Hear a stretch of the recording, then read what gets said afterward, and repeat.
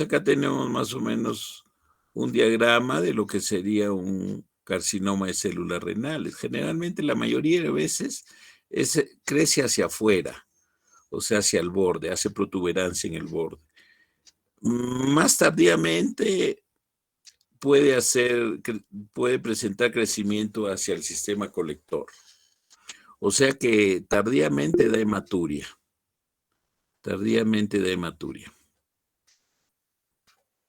Entonces corresponde al 90% de los tumores renales malignos en adultos. En Estados Unidos existen aproximadamente 29,000 casos por año. La mortalidad es de 11,700 muertes por año. Y se presenta pues entre la cuarta, habíamos dicho, y sexta década de la vida. Mayor proporción es en hombres y mujeres, 2-1, y más en la raza negra. Entonces, etiología, ustedes saben que todos los cánceres casi tienen etiología de causa desconocida, pero se le relaciona con exposiciones ocupacionales, aberraciones cromosómicas, genes supresores de tumores. ¿Cuáles son los factores de riesgo? Fumar cigarrillos. Esto se ve en los grandes fumadores. Perdón, un ratito.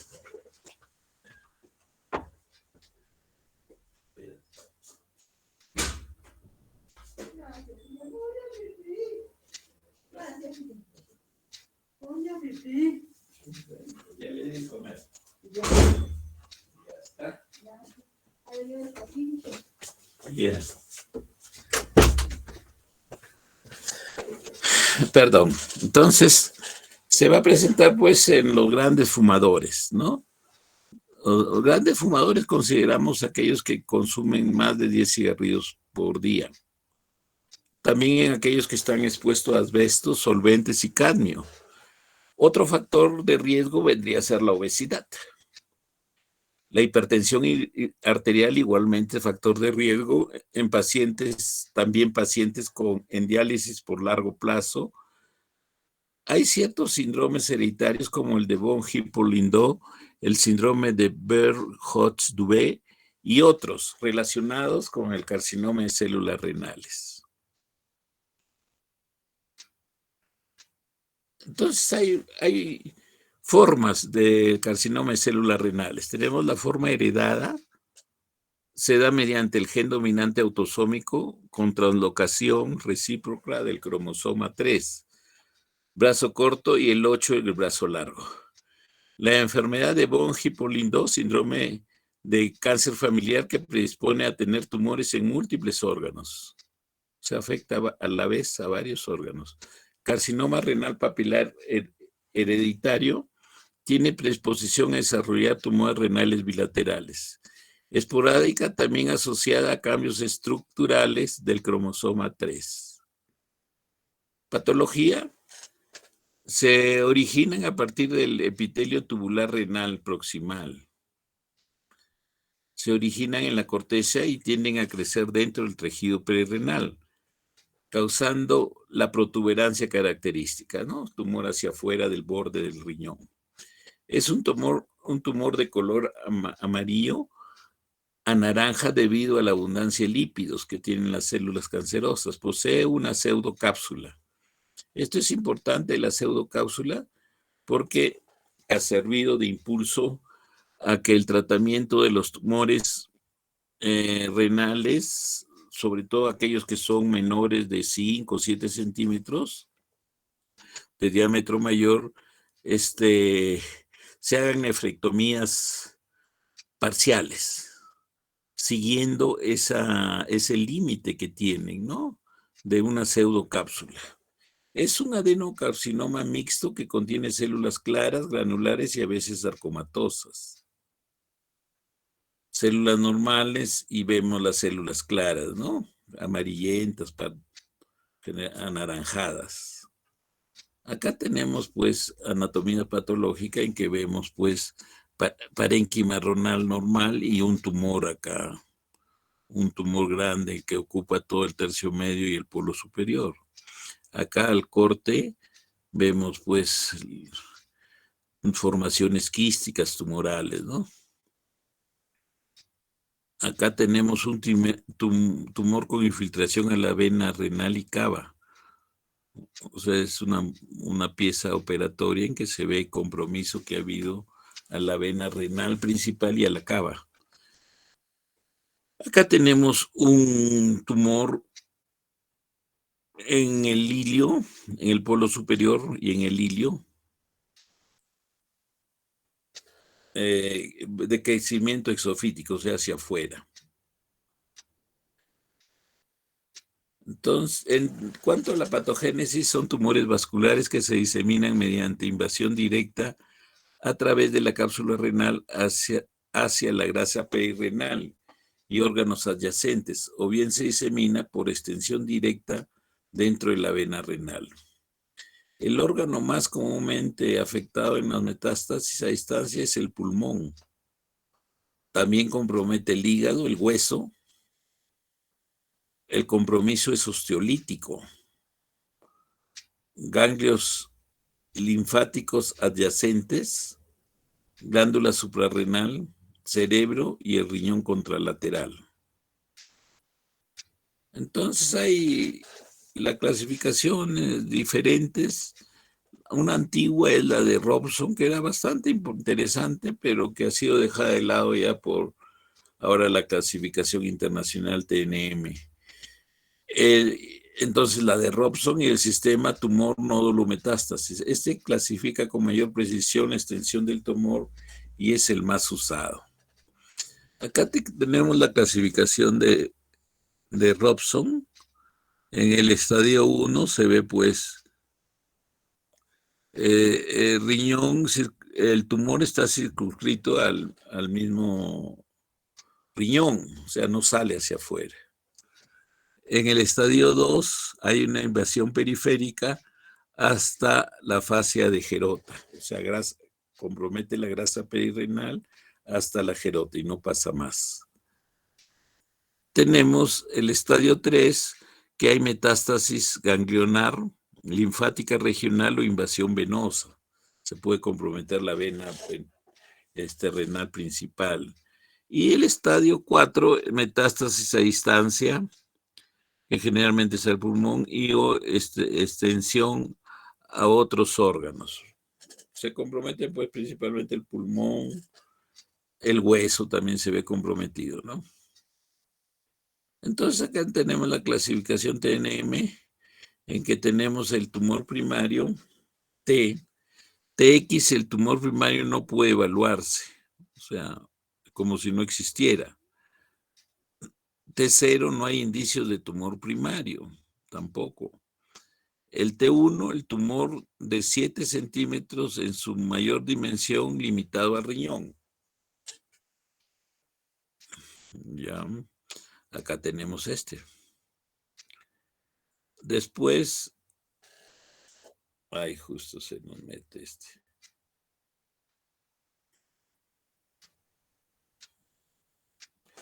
Tenemos cuando el tumor T2, tumor mayor de 7 centímetros en su mayor dimensión, limitado al riñón.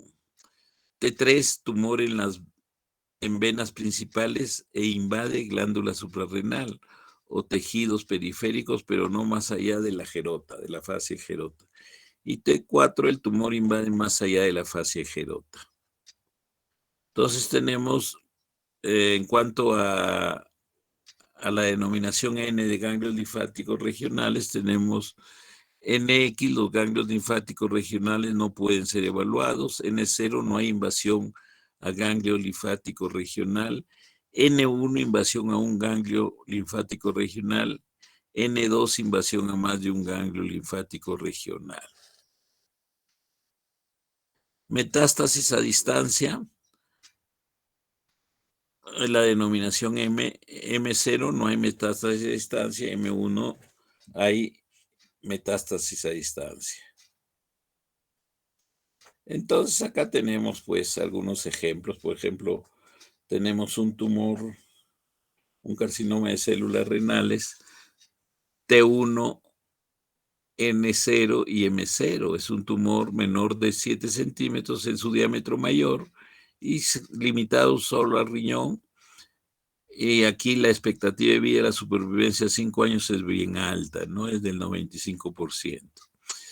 Hay que tener en consideración que últimamente con los exámenes rutinarios que se hacen con ecografía o con tomografía o con resonancia, se detectan tumores en estadios iniciales que son de muy buen pronóstico, cosa que no sucede cuando el paciente llega con sintomatología. Generalmente cuando llega con sintomatología, que puede ser de hematuria, masa renal o dolor, más del 25, bordeando el 25% ya son cánceres bastante avanzados. Así es, acá otro ejemplo, por ejemplo, el estadio 4 tenemos un T4 N0 M0, en cual eh, el tumor va más allá de la fase de Gerota y puede haber un ganglio que sería N1 o 2 y aquí la supervivencia baja tremendamente, ¿no? Supervivencia a 5 años es del 20% o menos. Entonces acá, para que vean cómo es el crecimiento típico del cáncer renal hacia afuera. Acá hay un tumor muy pequeñito. Lo bueno que tienen cápsula, pseudocápsula y se puede hacer una resección, una nefrectomía parcial. Ya, ahora la nefrectomía parcial pues se hace laparoscópica o robótica.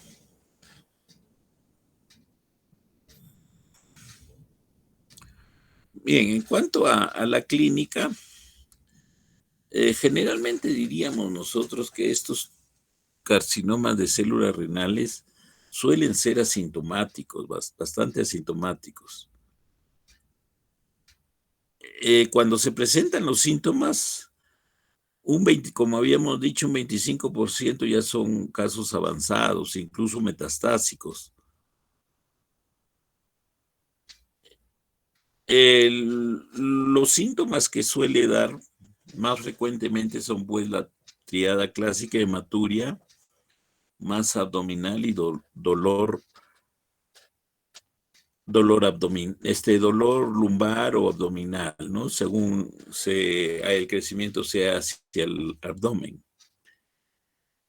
Pero más el dolor es lumbar. También la pérdida de peso es otra característica importante. Entonces, hay una triada clásica de dolor en el flanco,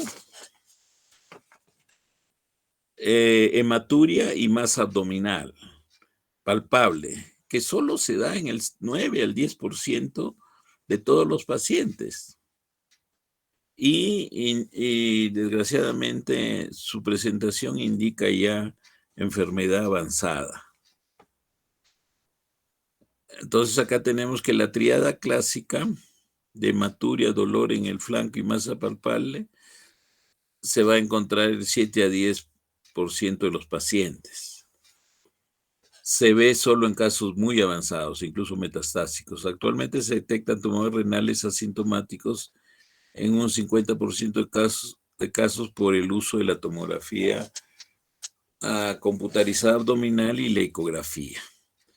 Hay síndromes paraneoplásicos en este carcinoma de células renales. Tenemos la eritrocitosis por la producción de eritropoyetina, la hipercalcemia por el compromiso óseo, la hipertensión y disfunción hepática.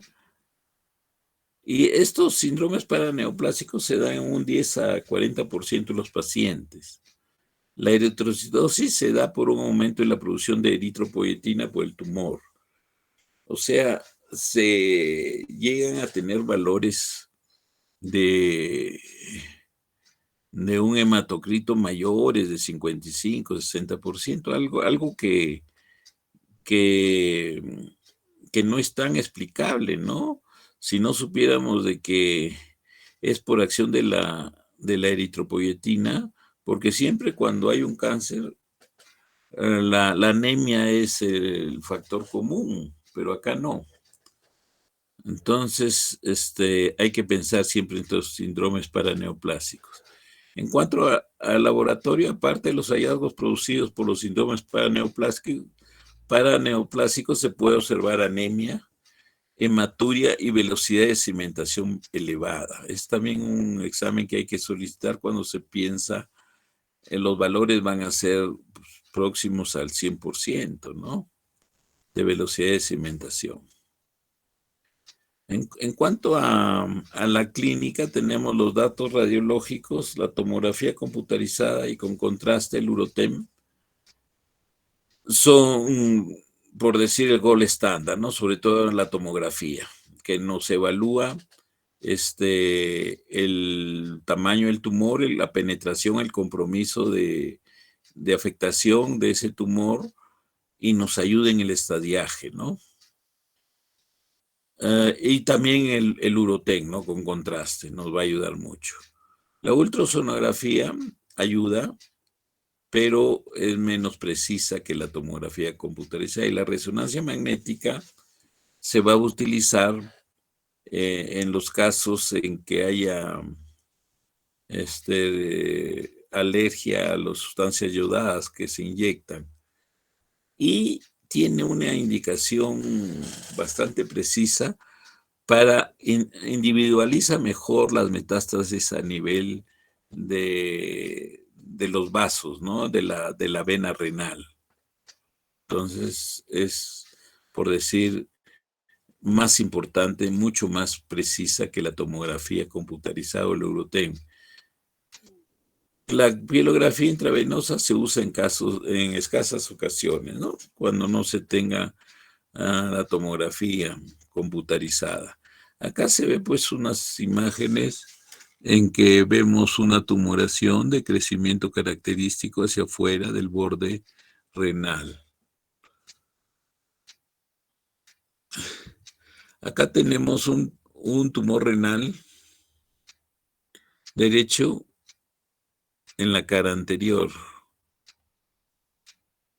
Acá tenemos un tumor renal con necrosis.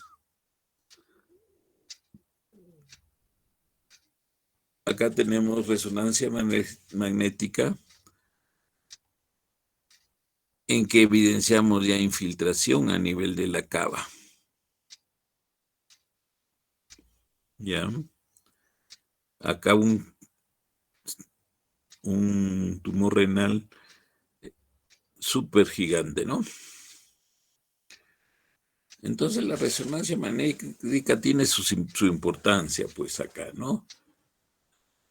Entonces vendría a ser un estudio equivalente a la tomografía, pero más costoso. Claro, el costo es mayor.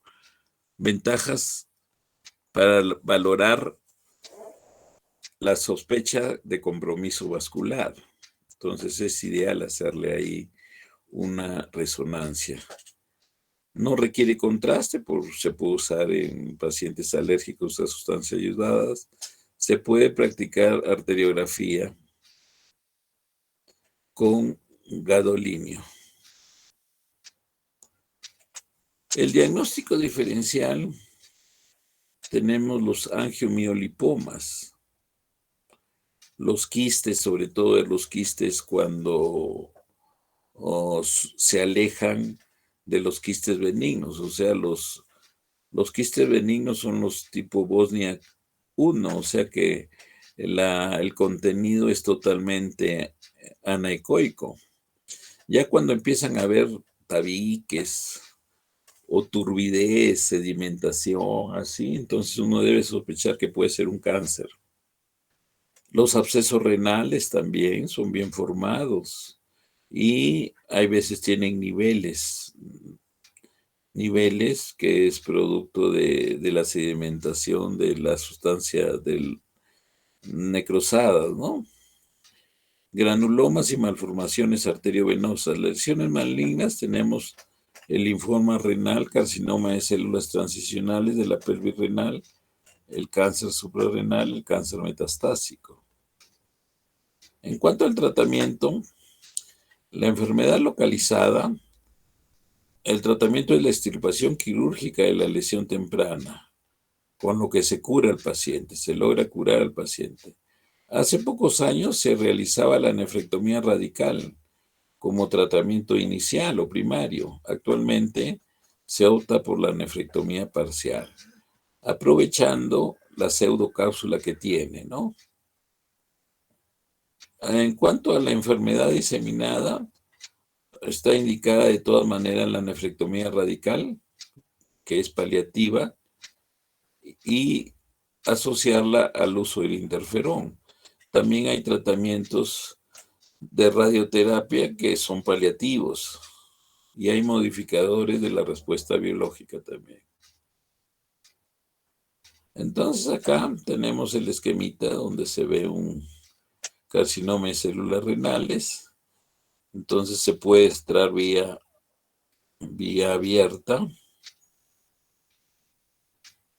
con la paroscopía o si se tiene pues robot con el robot.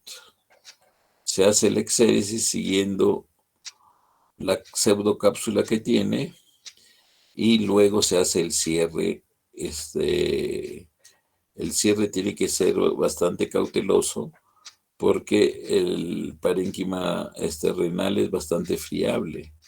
Entonces hay que ir por planos, poniendo puntos de colchonero y hacer el cierre respectivo. Este tratamiento sería curativo. El pronóstico relacionado con el estadio de la enfermedad en el momento de la presentación. Se da supervivencia de 5 años para pacientes con enfermedades en estadio T1 y T2. En la escala de 80 a 100%. Y 50 a 60% en el estadio 3. Los pacientes con metástasis tienen un índice de supervivencia a 5 años de 16 a 32%. Entonces, eso es en cuanto al cáncer renal, cáncer de células claras o carcinoma renal. Acá vamos a desarrollar lo que es el cáncer de vejiga. En cáncer de vejiga hay que tener presente pues que el cáncer de vejiga es el cáncer más agresivo de toda la urología, se podría decir, ¿no? El de peor pronóstico y el de manejo más complicado. Entonces, es el segundo más frecuente de los cánceres del tracto genitourinario. El más frecuente urológico, pues ya saben que es el cáncer de próstata, ¿no es cierto? La incidencia más alta en caucásicos que en afroamericanos. La raza blanca generalmente se compromete más. La edad promedio del diagnóstico es de 65 años. La relación hombres-mujeres es de 2.3 sobre 1. La neoplasia más maligna es la neoplasia más maligna del aparato genitourinario. 75%, 85% confinada a la mucosa y submucosa. O sea, los más superficiales, ¿no? A la mucosa y submucosa. Ahí está el mayor porcentaje de casos. Acá nomás para ver, ¿no? La estructura que tiene la pared vesical, ¿no? Hay parte mucosa, submucosa, la muscular y la adventicia, ¿no? Factores de riesgo. Nuevamente, el factor de riesgo en el cáncer vesical viene a ser el hábito de fumar. El riesgo es 2 veces mayor de cáncer vesical en los fumadores que en los no fumadores. Los agentes causales son la alfa-naftilamina y la beta-naftilamina, que son secretadas a la orina de los fumadores. Se presenta en trabajadores de la industria química también, en la industria de los tintes, la industria del caucho, del petróleo, del cuero y de la imprenta. Los carcinógenos ocupacionales son la benzidina y la beta-naftilamina y el 4-amino-bifenilo. Pacientes que han usado ciclofosfamida tienen un mayor riesgo de presentar cáncer vesical. El uso de edulcorantes artificiales puede ser un factor de riesgo para presentar cáncer vesical. Y pueden haber factores genéticos que aún no han sido demostrados. Acá tenemos la estadificación. Se usa básicamente el sistema TNM, ¿no? Acá tenemos nosotros, pues, un corte que se le ha hecho transversal a la vejiga en que vamos a ver, pues, el compromiso. El in situ va a ser en el epitelio. Acá tenemos la lámina propia que va a ver el TA en el epitelio también. No llega a la submucosa. El T1 ya invade la submucosa y linda un poquito ya con la muscular. El T2 ya infiltra la parte, por decir, proximal de la muscular. El T3A ya va a comprometer toda la muscular en su totalidad, todo el detrusor, y comprometer también la grasa perirrenal. Y el T3B ya sale de la grasa perivesical, sigue creciendo hacia afuera, y T4 ya cuando compromete órganos adyacentes, ¿no? Los órganos adyacentes que puede comprometer puede ser la próstata, infiltra la próstata. Acá tenemos pues más o menos también un esquema donde vamos a ver, pues por ejemplo, el TA afecta el epitelio. El T1 va a afectar ya la lámina propia, o sea, la submucosa y la lámina propia. El T2A afecta la muscular superficial. El T2B afecta la muscular profunda. El T3A afecta la grasa perivesical. Y el T3B afecta la grasa perivesical en una forma macroscópica, ¿no? Y el T4 afecta a órganos adyacentes. Aquí vemos cómo está comprometiendo a la próstata. Acá un esquema para ver lo mismo. Tenemos el TA, compromete pues parte del urotelio, el epitelio de la mucosa. El T1 ya compromete el tejido conjuntivo. El T2A va a comprometer la muscular proximal. El T2B, la muscular profunda. El T3B ya va a salir a la grasa perirrenal y el T4 ya compromete los órganos vecinos. En cuanto a la histopatología, el 98% de todos los cánceres de vejiga son neoplasias epiteliales, la mayor parte de los cuales son carcinomas de células transicionales. Carcinoma de células transicionales. Tenemos acá un urotelio normal y acá ya una deformación en un papiloma vesical, que probablemente es precanceroso. Cerca del 90% de los cánceres de vejiga son carcinomas de células transicionales. Son tumores de aspecto papilar xerofíticos, con menor frecuencia pueden ser sésiles o estar ulcerados, o sea, pueden ser planos o también incluso ulcerados. Los sésiles son generalmente invasivos, son agresivos. Acá tenemos pues un crecimiento de una tumoración un papiloma, un carcinoma papilar, exofítico, como un arbolito. Hay carcinomas papilares infiltrantes, o sea que no crecen hacia la luz vesical, sino más bien que se profundizan. Hay otros carcinomas platos que son no infiltrantes, no van más allá de la mucosa. Y hay otros carcinomas planos que son infiltrantes, ¿no? Que son los más agresivos quizás. Entonces acá tenemos la presentación del cáncer de vejiga, que es básicamente carcinoma de células transicionales, ¿no? Las células epiteliales de la vejiga. Carcinoma epidermoide, más raro. Los adenocarcinomas también raros y tumores de células pequeñas, más raro. Acá tenemos una imagen de un crecimiento más o menos característico de un tumor, un cáncer vesical. Entonces crece como si fuera una coliflor. Y acá tenemos una tumoración más bien sésil, más uniforme, menos ramificada, que probablemente es más agresiva. Este es más típico. El carcinoma de células no transicionales son el adenocarcinoma, carcinoma de células escamosas, carcinomas indiferenciados y carcinomas mixtos.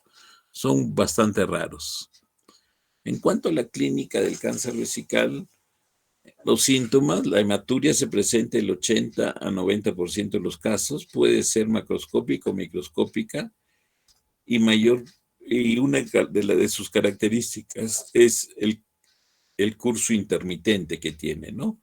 Generalmente el paciente sangra por 1 o 2 días, es una hematuria indolora, o sea, no tiene mayor síntoma, solo que él se fija de que su orina ha salido con tinte hemático, tinte rojizo. Eso puede ser en 1 o 2 días y puede reaparecer después de algunas semanas, 3, 4 semanas. Entonces ahí ya el cuadro está más característico. En menor porcentaje hay síntomas irritativos. O sea, raro es esto, como polaquiuria, urgencia y disuria. En casos avanzados puede haber dolor óseo debido a las metástasis al hueso. En casos avanzados, en cuanto a los signos, en casos avanzados puede palparse una tumoración en el hipogastrio que es fija. Esto es bastante raro, pero puede darse. Entonces, es raro que nosotros palpemos un tumor vesical. Puede haber linfedema por obstrucción linfática pélvica. Entonces, en cuanto a la clínica, en el laboratorio va a haber hematuria, que puede ser acompañada por piuria, puede presentarse azoemia por oclusión ureteral. La anemia se produce por pérdida sanguínea crónica. El estudio de citología urinaria muestra células exfoliadas de aspecto neoplásico. En cuanto a las imágenes, la más usada para detectar alteraciones posibles en el tracto urinario inferior,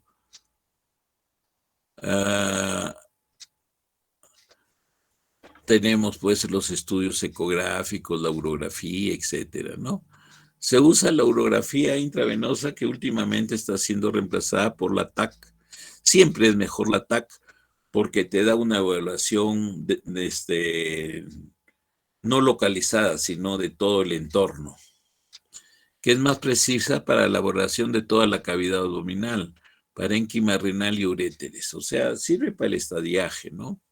Para el compromiso de órganos vecinos, ganglionares, etc.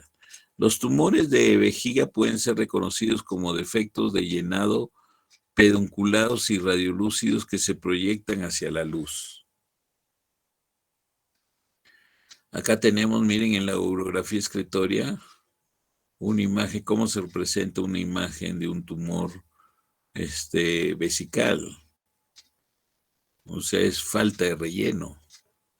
Y acá tenemos en la ecografía, tenemos más bien el crecimiento hacia la luz vesical, un crecimiento, ¿no? Un examen para diagnóstico bastante preciso, tenemos la cistoscopía, la cisturetroscopía. Entonces nosotros podemos hacer la citoscopía y vamos a detectar, visualizar el tumor, el cual lo ideal es hacerle pues una toma de muestra, una biopsia. La biopsia endoscópica es por arrancamiento, entonces arrancar un tejido tumoral, y lo ideal es siempre profundizar un poco y tratar de, de biopsiar también un tejido que aparentemente se le ve sano, ¿no? Entonces, cuando se hace la cisturetroscopía, se va a hacer un diagnóstico de estratificación inicial del cáncer vesical y posteriormente, de acuerdo a los hallazgos, se va a hacer una resección transuretral, que es un examen diagnóstico y de tratamiento también, porque se trata de resecar lo más profundo y se hace el estadiaje por anatomía patológica hasta donde es la profundidad del compromiso tumoral. Los tumores superficiales de bajo grado se aprecian como lesiones papilares únicas o múltiples. Las lesiones de grado más alto son más grandes y sésiles. Tratamiento. Los pacientes con cáncer vesical superficial se tratan con resección transuretral, seguida de quimioterapia intravesical selectiva o también por inmunoterapia, o sea, con la BCG.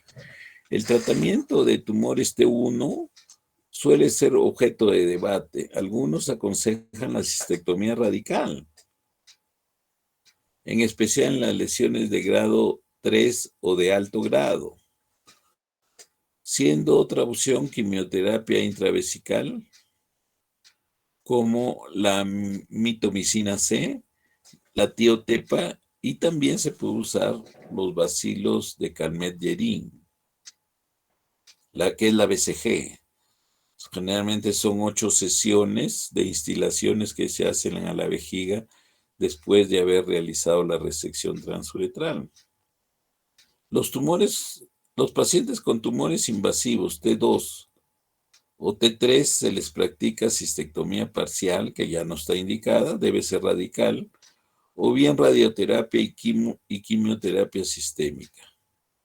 Acá ahí está el tumor vesical y cómo se está haciendo la resección del tumor con el resectoscopio.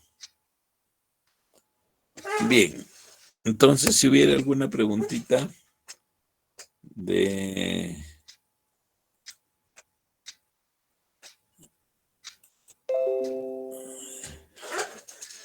cáncer renal vesical para pasar al otro.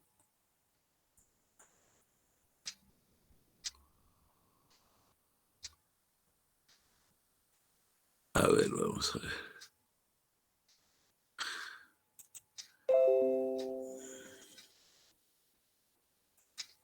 ¿No hay preguntas? Entonces vamos a ver lo que es el cáncer de testículos.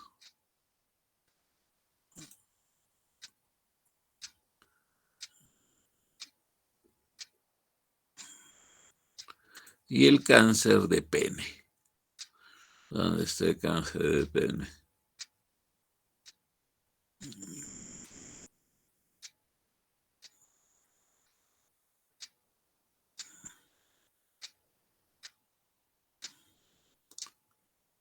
No tenemos cáncer de pene.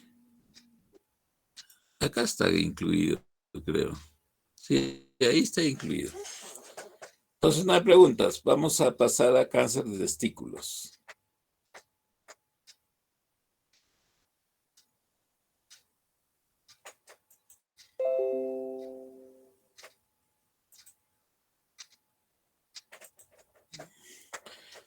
Bien, en cuanto a los cánceres de testículos, pues a diferencia del cáncer, de los otros tipos de cáncer, ¿no? Sobre todo el cáncer de próstata, van a ver cáncer de viejos, el cáncer de renal, cáncer desde los 40 a los 60 años, y el cáncer de vejiga de viejos, ¿no? Mayores de 65 años, 60, 65 años.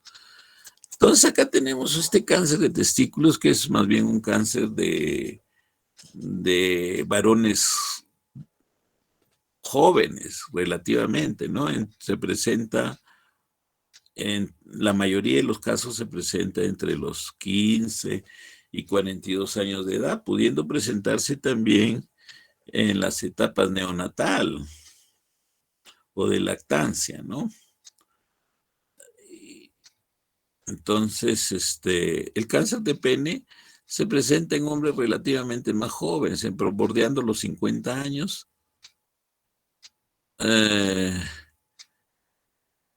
y más raro se ve en hombres súper viejos, ¿no? Más se ve bordeando los 50 años. Entonces, cáncer de testículo.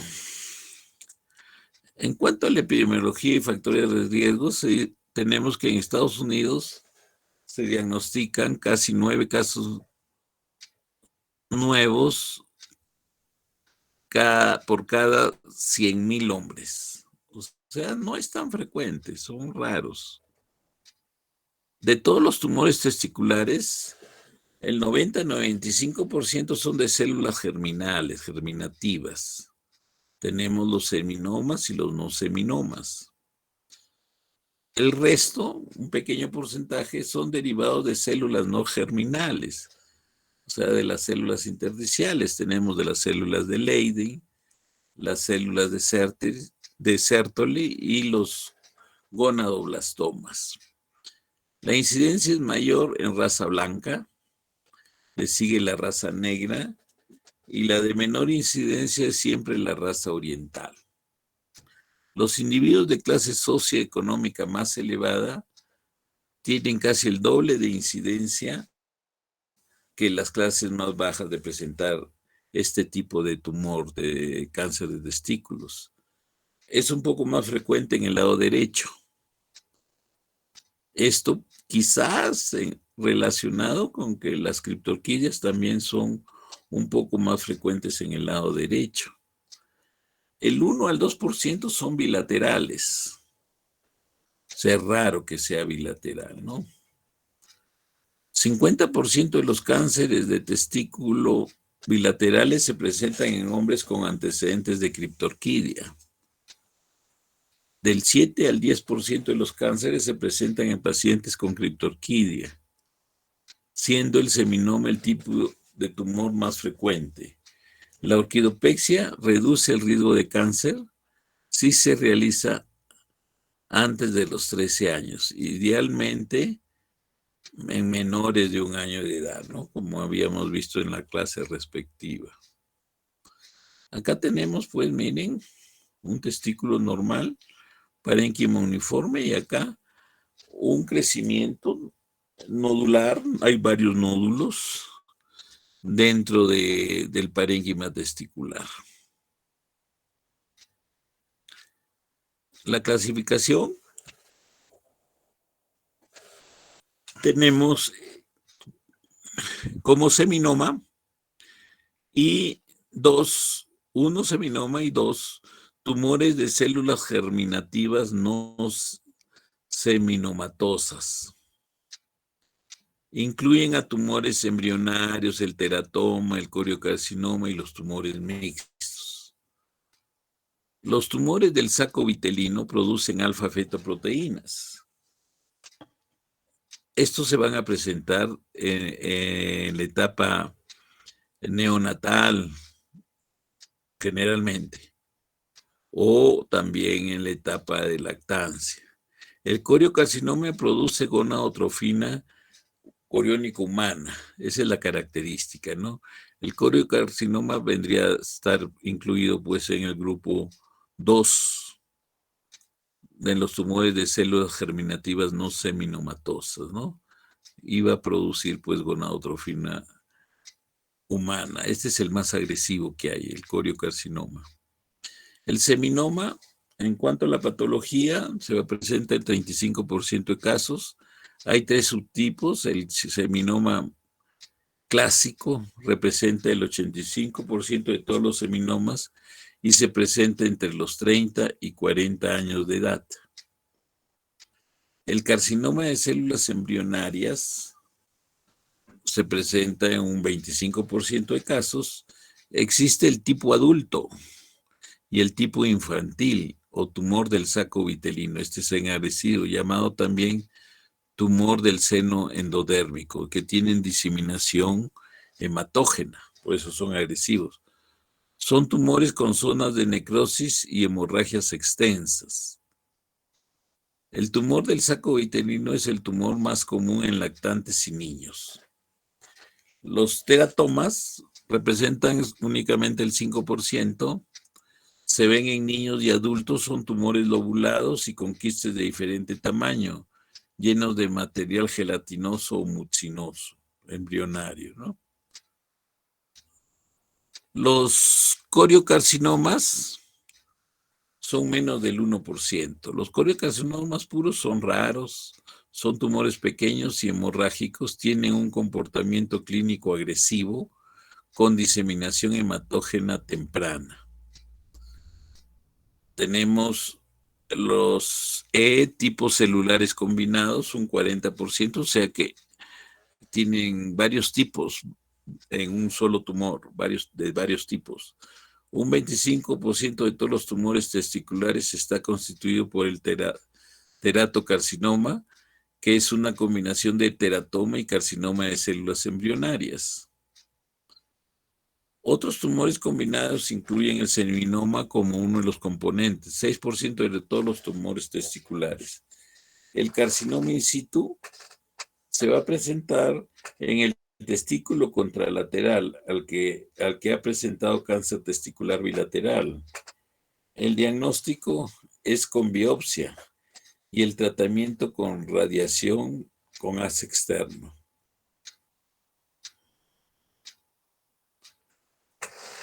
La diseminación metastásica, el coriocarcinoma da diseminación hematógena temprana. El resto de los tumores de células germinativas dan diseminación linfática. Entonces, esa es la exclusividad del coriocarcinoma, ¿no? Su diseminación hematógena que lo hace más agresivo de todos. Los ganglios linfáticos de los testículos se extienden de T1 a L4, pero se concentran a nivel del hilio renal por su origen embriológico con el riñón. En el cáncer avanzado de testículos, excluido el coriocarcinoma, las metástasis se ven en frecuencia decreciente. O sea, ¿cuáles son los órganos que se comprometen más? Tenemos el pulmón, el hígado, el encéfalo, los huesos, el riñón, las suprarrenales, el intestino y el vaso. El coriocarcinoma es la excepción y da diseminación hematógena temprana, sobre todo al pulmón, y compromete también al vaso. Acá tenemos la estadificación clínica, basada básicamente en la clasificación TNM del American Joint Committee del año 2010, ¿no? Tenemos T como tumor primario, vendría a ser un tumor confinado al testículo y epididimo sin evidencia vascular. T2 invade más allá de la túnica albuginea, o sea, sale del mismo parénquima testicular y compromete la albuginea y sale más allá, coge la vaginal o tiene invasión vascular. El T3 invade el cordón espermático. En cuanto a la denominación N nódulos o ganglios linfáticos regionales, N1 si los ganglios son menores o iguales a 2 centímetros. N2 ganglios mayores de 2 centímetros y menores de 5 centímetros. Y N3 ganglios mayores de 5 centímetros. En cuanto a las metástasis, M1A metástasis distante, presente a ganglios linfáticos no regionales o pulmonales. M1B, metástasis visceral no pulmonar. Clínica. Una de las características es el crecimiento indoloro del testículo. Es una de las características, pero siempre el paciente lo va a relacionar con un trauma, o sea, un elevado porcentaje, yo diría más del 50%, lo relacionan ellos a un traumatismo que tuvieron. Hay esa relación. Nosotros científicamente no se explica ese antecedente, ¿no?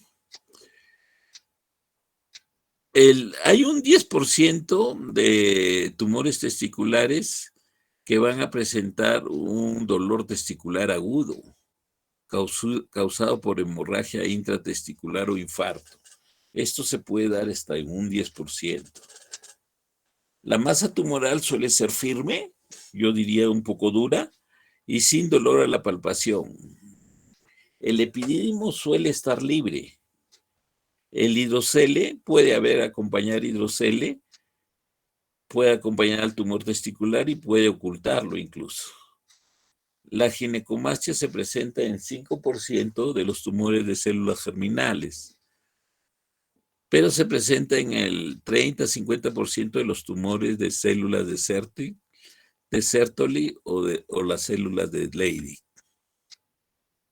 Acá se está haciendo una evaluación de un tumor testicular. Miren, el testículo, tamaño normal, y acá hay una masa mucho más grande, ¿no? Más o menos uniforme, no es nodular. Laboratorio. Hay que pedir hematocrito, pruebas de función hepática, depuración de creatinina.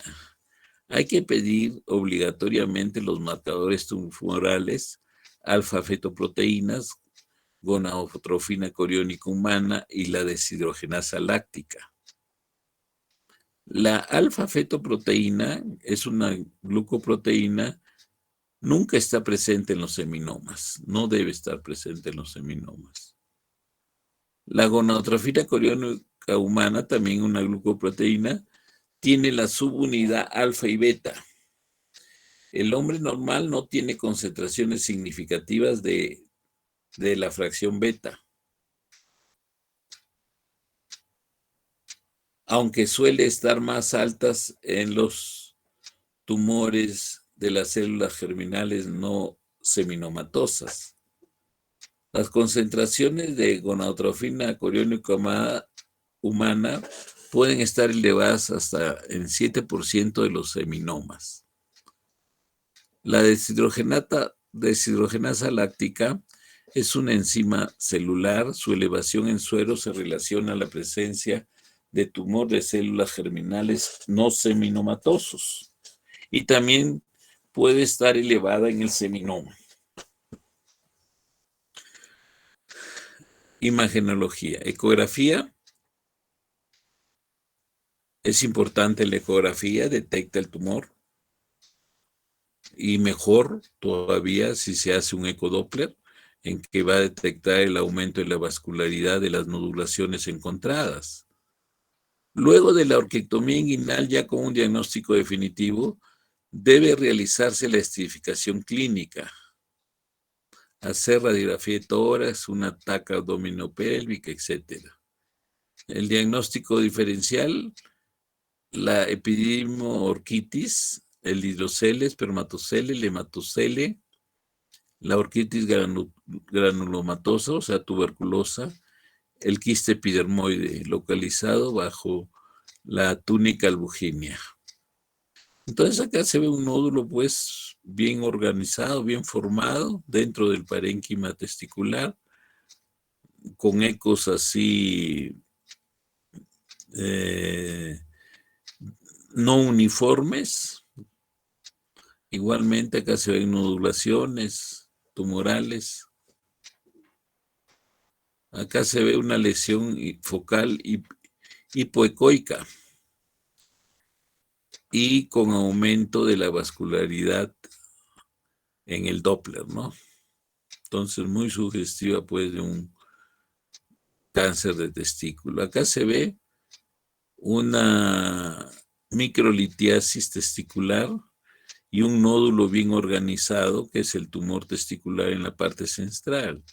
Esta asociación de microlitiasis y tumor no está confirmada, pero lo solemos encontrar. Entonces acá tenemos un carcinoma embrionario que muestra una lesión hipoecoica con aumento de la vascularidad.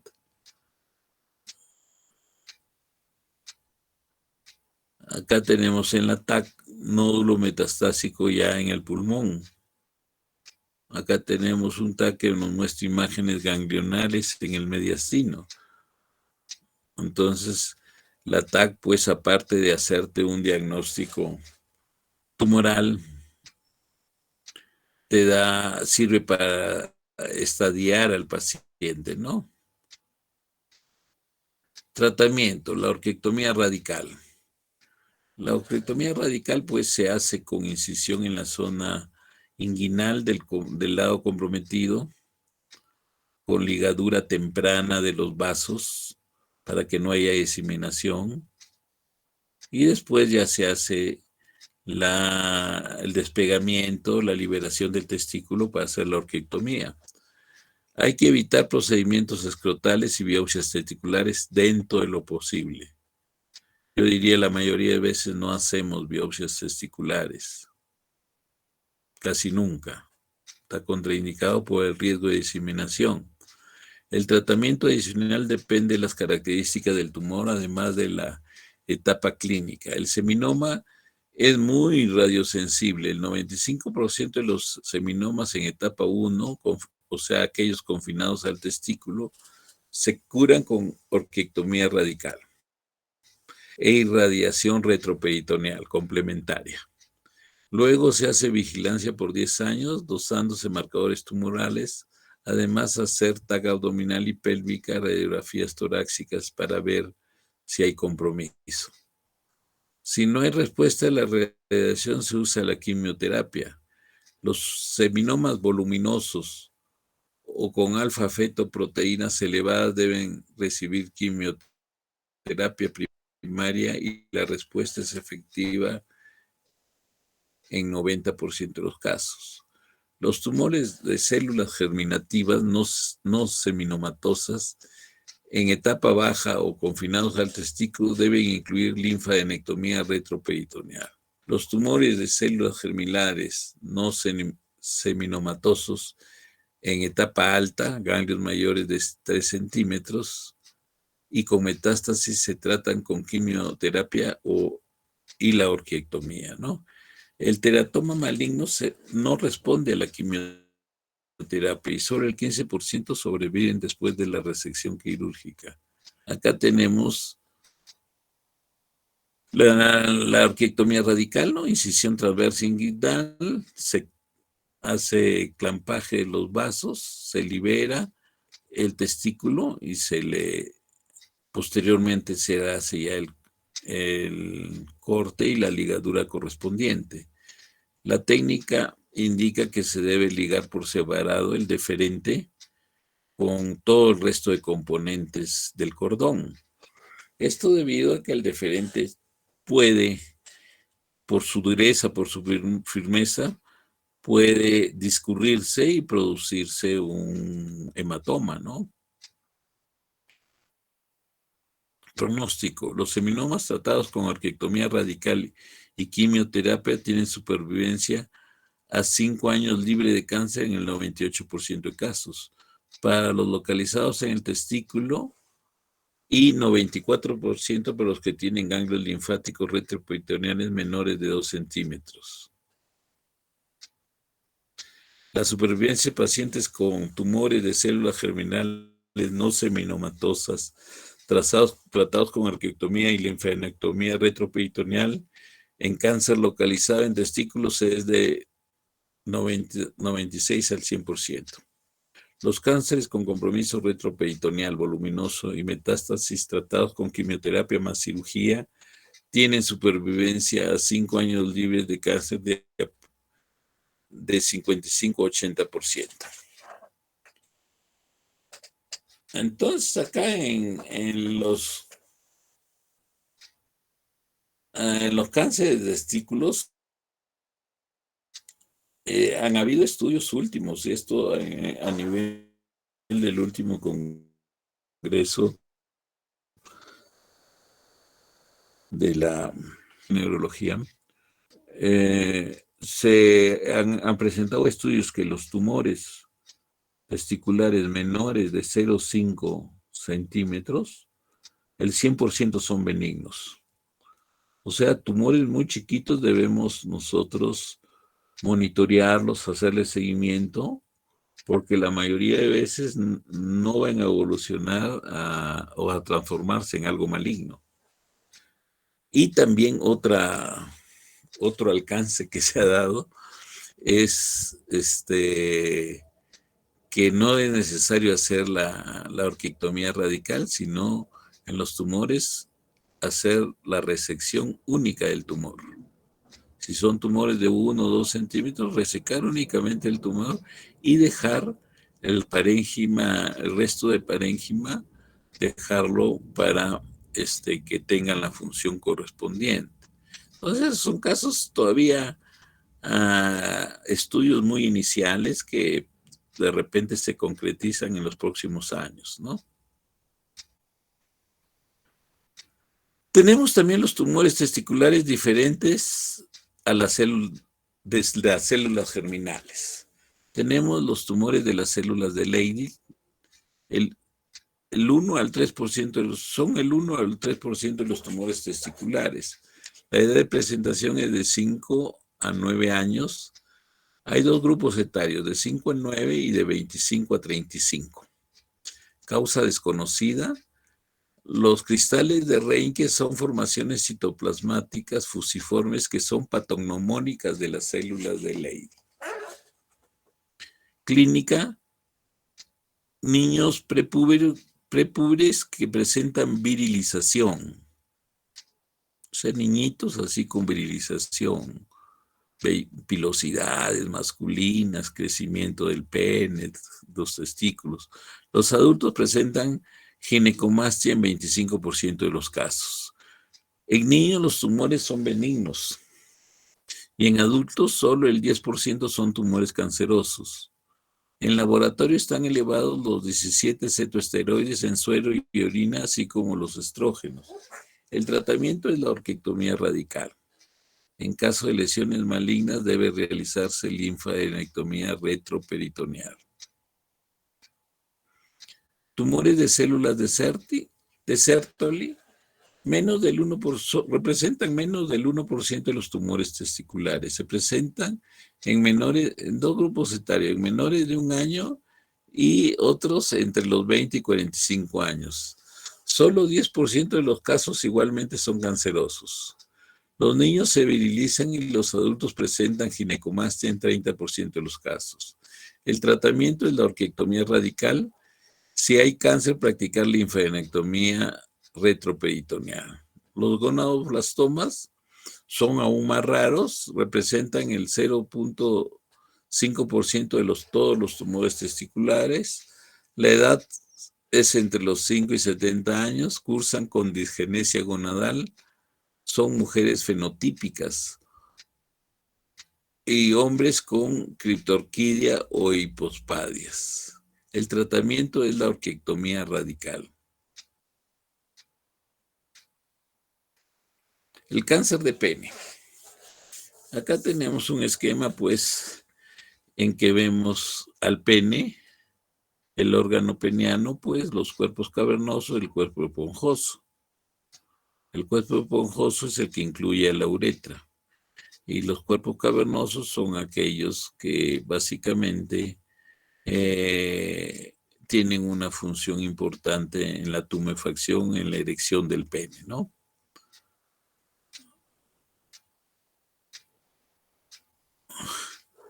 Entonces, el cáncer de pene es más raro todavía. Se va a presentar en menos del 1% de los cánceres de los hombres. La edad, como habíamos dicho antes, entre 50 y 60 años, relacionado a la mala higiene. Esto hay que tener presente siempre. No se presenten circuncidados, ¿no? Los judíos que realizan la circuncisión por cuestiones así de creencias que tienen, rituales, entonces ellos no tienen cáncer de pene. Es una de las pocas razas que no tiene este cáncer de pene, o la única que no tiene cáncer de pene. Lesiones precancerosas. Tenemos la leucoplaquia, es una placa blanca en el meato, la balanitis erótica obliterante, también que es una fibrosis a nivel y formaciones blanquecinas y rojizas concomitantemente. Es una lesión precancerosa. Los condilomas acuminados, sobre todo los gigantes, causados por el virus del papiloma humano. El carcinoma epidermoide representa la mayoría de los cánceres penianos. Se origina en el glande generalmente. Ya se disemina a ganglios inguinales superficiales y profundos. Las metástasis a distancia se dan en menos del 10% de casos y puede afectar pulmón, hígado, hueso o encéfalo. Entonces acá tenemos pues que la fimosis relacionada directamente con el cáncer de pene. Acá tenemos el virus del papiloma que también está relacionado con el cáncer de pene. Y acá tenemos un cáncer de pene, ¿no? Se observa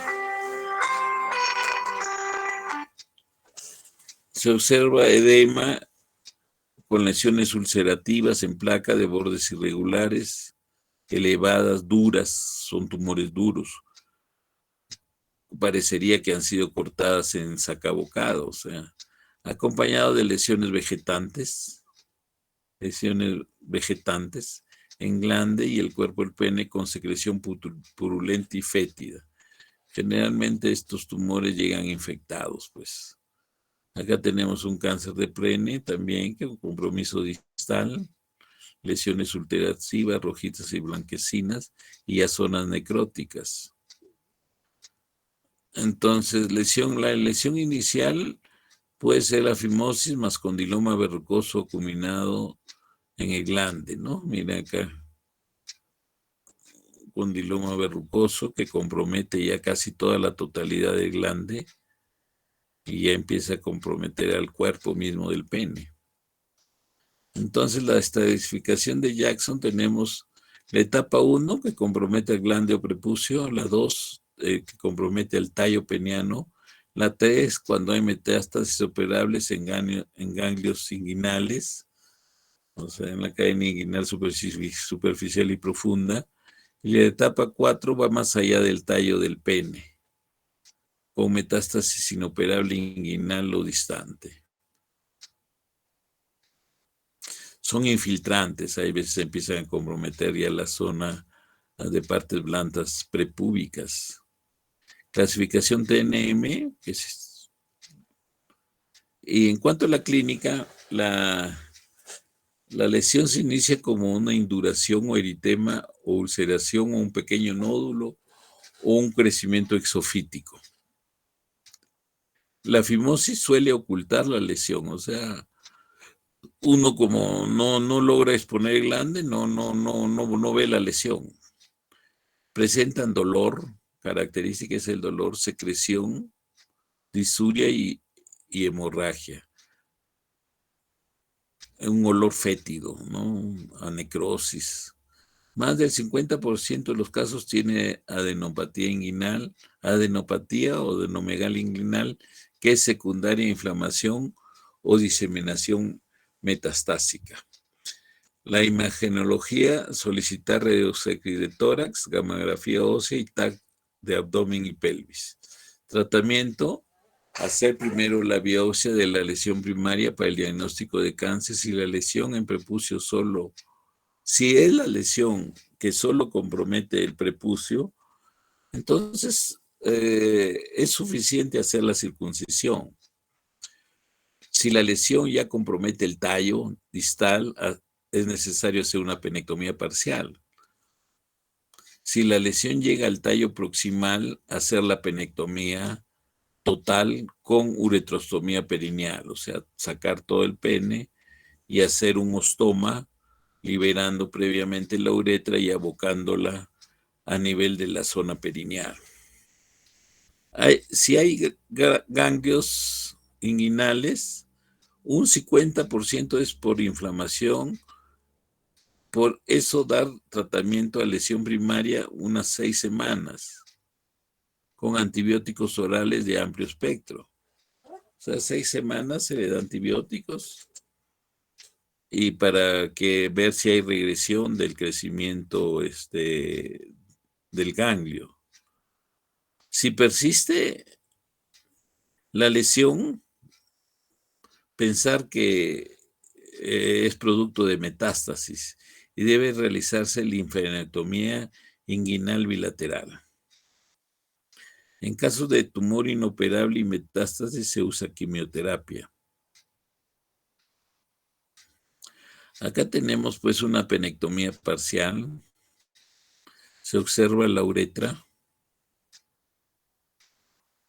disecada para posteriormente la realización del meato uretral. O sea, se libera. Acá están los cuerpos cavernosos que se coloca previamente una compresión con una ligadura, con un torniquete, para que no sangre, ¿no? Entonces acá están los cuerpos cavernosos, hay que hacer el cierre de los mismos con material reabsorbible tipo Vicryl. Algunos prefieren hacer surjet, personalmente hago más puntos separados. Bien. Acá tenemos ya la penectomía parcial terminada, o sea, se corre, se desliza la piel y se debe quedar un meato amplio. Hay que ampliar el meato, no se aboca la piel ahí nomás, sino que hay que ampliarlo. Porque de las principales complicaciones de esta cirugía es la estrechez meatal. Acá tenemos la evolución postquirúrgica, se retira la sonda de Foley al 5º al 7º día, adecuada mecánica miccional y erecciones matutinas no dolorosas. O sea, funciona incluso con la erección. Acá se ve el meato. La penectomía total se ve cómo se hace, ¿no? Hay que hacer una incisión en la base del pene con ampliación inferior y superior, la liberación de la uretra, la sección de los cuerpos cavernosos y el abocamiento, ampliando el meato, se hace una incisión de 1 centímetro y se aboca en la zona perineal. Hay que dejar los drenajes respectivos y hay que hacer una adecuada suspensión de los testículos en la penectomía total. ¿Por qué? Porque estos, al tener mucho peso, pueden dificultar la salida de la orina. Entonces hay que hacer una buena suspensión hacia la zona púbica para que esté templada esta zona y no tapone, entre comillas, la salida por el meato uretral. pronóstico de la supervivencia 5 años para pacientes sin metástasis ganglionares es de 65 a 90%. Si hay metástasis, el índice baja al 30-50%. Si hay metástasis a huesos u otros, no se reporta supervivencia a 5 años. Muy bien. Si hubiera alguna preguntita en cuanto a lo que es cáncer de pene, cáncer de testículos, cáncer renal, cáncer vesical, háganla, por favor.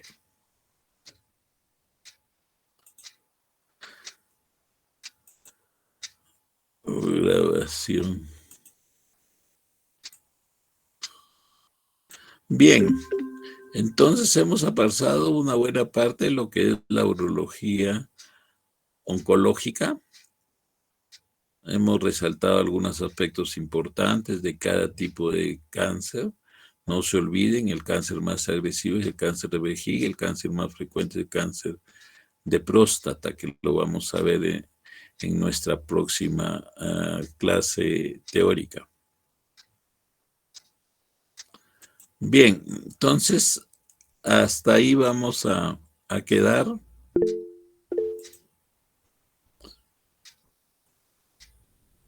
Y ya les estoy mandando a su aula virtual las grabaciones las voy a mandar en estos días. Bien, entonces hasta luego. Gracias, doctor. Gracias, doctor. Gracias, doctor. Buenas tardes. Gracias, doctor.